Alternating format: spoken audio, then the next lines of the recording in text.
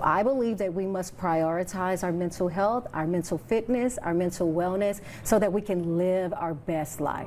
This hour, we are looking at the state of mental health in America, something we've heard a lot about in the aftermath of recent mass shootings. Healing is relative. For some people, that will be a swifter process. For some people, it's just too painful. What we are dealing with Kim Rubio is what's called traumatic grief. So you're dealing with trauma coupled with grief. 75% of mental illnesses begin by age 24 during young adulthood. More teens are dealing with depression, anxiety, even suicidal thoughts. Anyone else who's being transparent can talk about any moments they've had during this pandemic that even scared you. The number of teenagers, in particular girls who are in despair about their lives, is surging. Victor, tell us about your first encounter with racism or discrimination and how it affected you. When someone works up the courage to disclose what they've been through, it's important to believe them. Not everyone enjoys the warmer weather and sunlight during the summer months. We think about loneliness and we're like, well,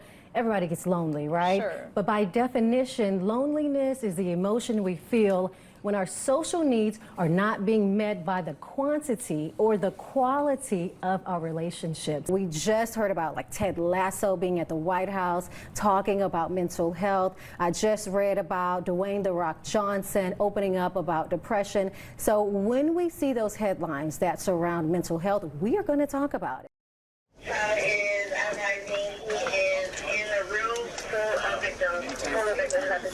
And I started hearing the traffic from the scanner. The message came clear that it was something involving the school.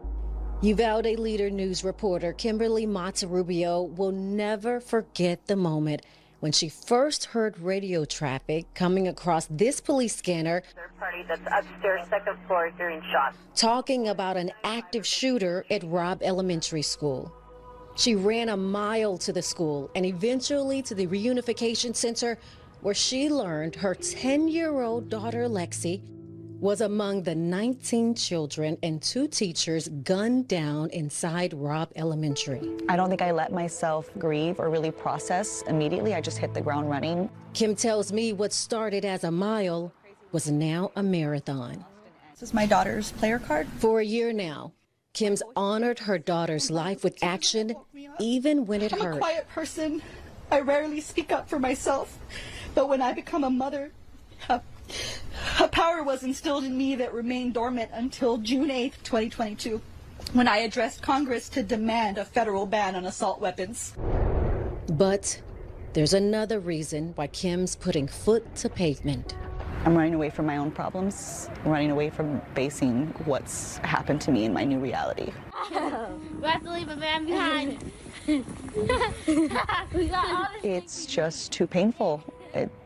It's too painful to process the loss of a child in this horrific way. It is easier to just distract myself. I can't accept that my daughter's gone. We avoid things we're terrified of. Dr. Joanne Cacciatore is an Arizona State University professor and world-renowned traumatic grief expert. She has also suffered the loss of a child. It felt like every cell in my body had undergone a transformation. Dr. Joe says using activism to avoid grief is okay for a while, but in time and with support, the goal is to approach, process, and ultimately integrate not only what this loss is, but perhaps more importantly, how am I going to remain connected to this person who died in a way that has meaning for my life? It's a path Kim's not quite ready to travel. I feel like if I open that door, it'll just be floodgate.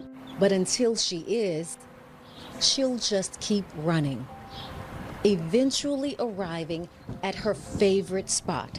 That's my baby. Just say hi, baby. Lexi's mural. So on any given day, this is the place that I would like to go. Where her angel lives on. It's just beautiful. She looks so happy. It's a good memory and peaceful just sitting here with her for a while. That's what I need sometimes, just me and my girl. Hopefully, today will be a good day. Because that's what gets her on this drive each morning. I have about 7 clients. Who Asia Creary just wants to help have a good day. So much to do.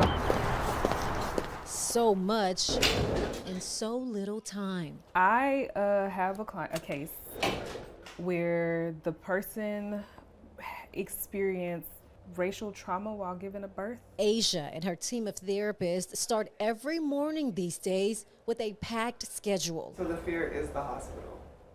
Yes. Which in a way is good. That's why she does it. I do it because it's necessary.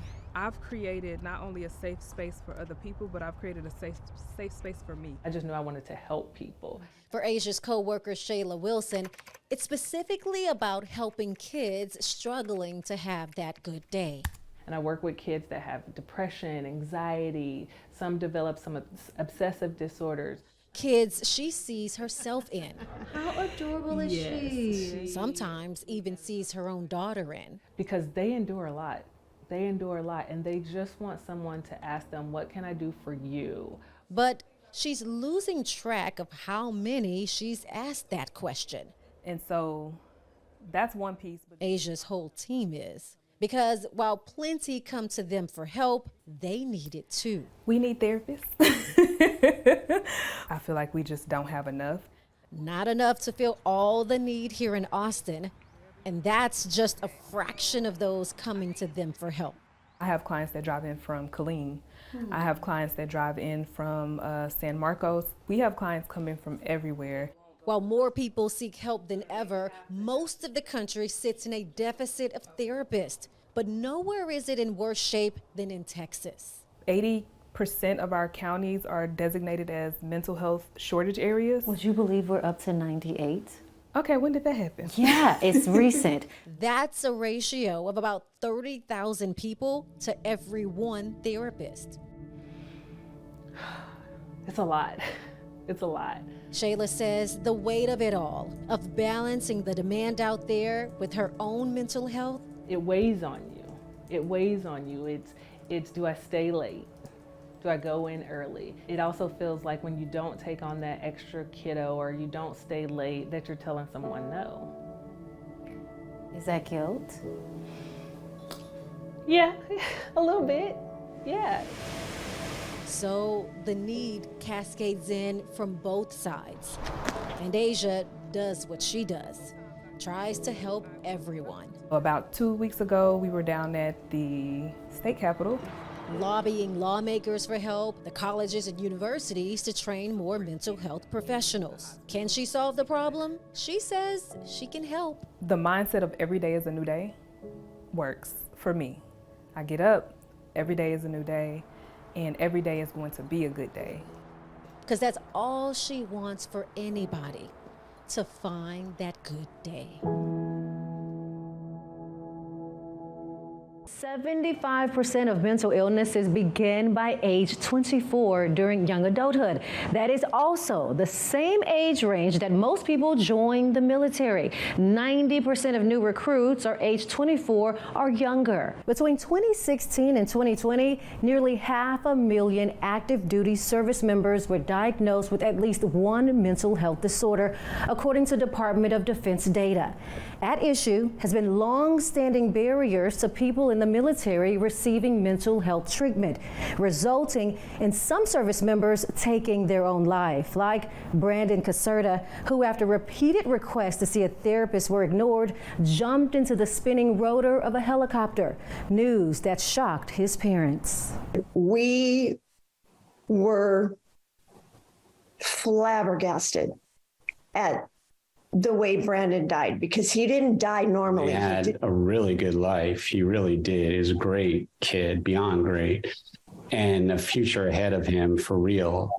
Since then, Terry and Patrick Caserta have been on a mission to make sure no other service member suffers the same fate by drafting and lobbying for passage of the Brandon Act, which allows service members to seek mental health treatment immediately, in confidence, and without retaliation.